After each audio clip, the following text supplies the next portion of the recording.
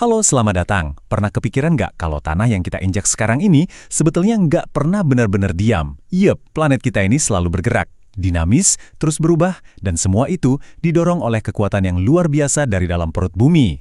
Nah, ini dia pertanyaan yang sering muncul. Kenapa ya ada daerah-daerah tertentu yang kayaknya langganan gempa bumi besar, sementara tempat lain adem ayem aja? Ini jelas bukan kebetulan loh. Dan jawabannya, wah, itu akan membawa kita menyelam jauh ke dalam planet ini. Oke, yuk kita mulai bedah. Kunci buat menjawab pertanyaan tadi itu ada di struktur planet kita. Jadi kita harus lihat ke sana dulu. Jadi, inilah konsep utamanya, gerakan lempeng tektonik. Gampangnya gini deh, bayangin aja permukaan bumi itu bukan bola yang mulus, tapi lebih mirip cangkang telur yang udah retak jadi beberapa bagian besar. Nah, potongan-potongan raksasa inilah yang kita sebut lempeng. Dan mereka ini terus-terusan bergerak, bergeser, didorong oleh panas dari mantel bumi. Betul sekali.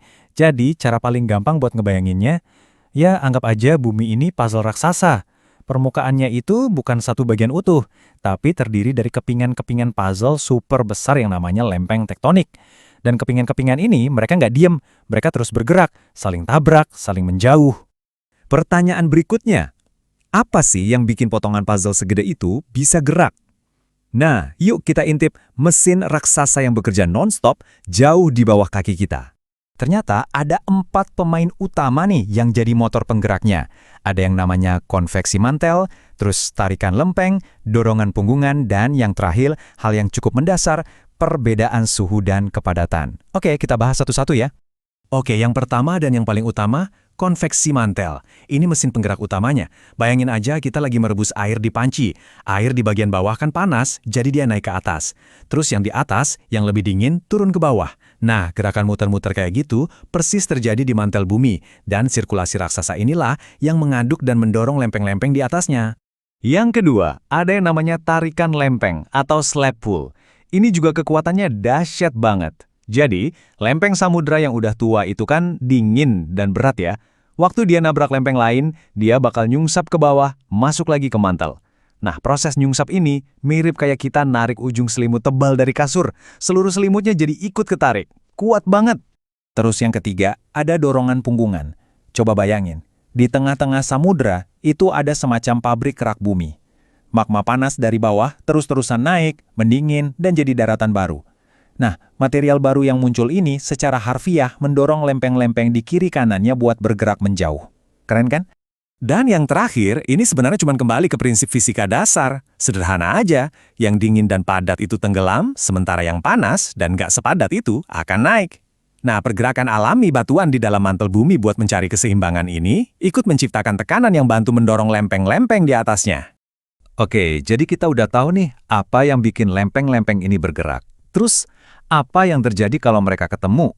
Nah, ini bagian serunya. Karena interaksi antar lempeng inilah yang jadi sumber dari hampir semua fenomena geologis yang kita kenal. Yang pertama, kita punya batas konvergen.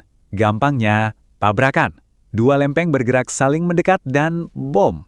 Bayangin aja tabrakan mobil tapi dalam gerakan super lambat selama jutaan tahun. Hasilnya luar biasa. Pegunungan tertinggi di dunia seperti Himalaya, palung laut yang super dalam, dan tentu saja zona paling aktif untuk gempa dan gunung berapi di planet ini. Cincin api Pasifik. Selanjutnya ada kebalikannya, batas divergen. Kalau tadi tabrakan, di sini lempeng-lempengnya malah pisah, saling menjauh. Akibatnya, kerak bumi jadi kayak robek. Tapi celah raksasa ini langsung diisi sama magma dari bawah yang naik dan mendingin, jadi daratan baru. Ini nih cara planet kita menyembuhkan diri dan bikin dasar samudra makin luas. Contohnya ya di punggungan tengah Atlantik. Yang terakhir, ada batas transform. Nah, di sini lempengnya nggak nabrak, nggak juga menjauh.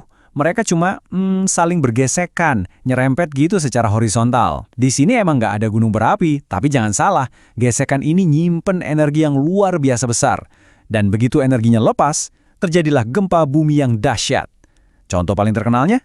Jelas, Sesar San Andreas. Nah, dari sini kita bisa lihat kalau gerakan lempeng ini punya dua sisi mata uang. Di satu sisi bisa menghancurkan, tapi di sisi lain justru inilah kekuatan yang menciptakan dunia tempat kita tinggal. Coba deh kita bandingkan. Sisi positifnya, gerakan ini membentuk pegunungan-pegunungan indah, menciptakan habitat baru, bahkan membawa sumber daya mineral yang berharga ke permukaan. Tapi, di sisi negatifnya, kekuatan yang sama persis juga yang menyebabkan gempa bumi, tsunami, dan letusan gunung berapi yang sangat berbahaya. Inilah paradoks dari planet kita yang sangat aktif ini. Jadi, ngertiin semua ini itu bukan cuma buat pengetahuan umum aja loh. Ini penting banget, karena kita semua benar-benar hidup di atas tanah yang nggak pernah berhenti bergerak. Oke, jadi apa aja yang perlu kita ingat? Pertama, permukaan bumi itu selalu bergerak, nggak pernah diem. Kedua, mesin penggeraknya adalah panas dari dalam planet kita sendiri. Ketiga, semua fenomena besar, gunung, gempa, gunung berapi, itu terjadinya di perbatasan antar lempeng. Dan yang paling penting, paham soal ini adalah kunci utama untuk mitigasi resiko bencana dan hidup lebih aman. Nah, semua pembahasan ini membawa kita ke satu pertanyaan besar untuk kita renungkan bersama. Setelah tahu semua ini, gimana caranya kita bisa beradaptasi lebih baik lagi? Gimana cara kita hidup di planet yang, ya pada dasarnya, akan terus bergerak dan mengubah dirinya sendiri?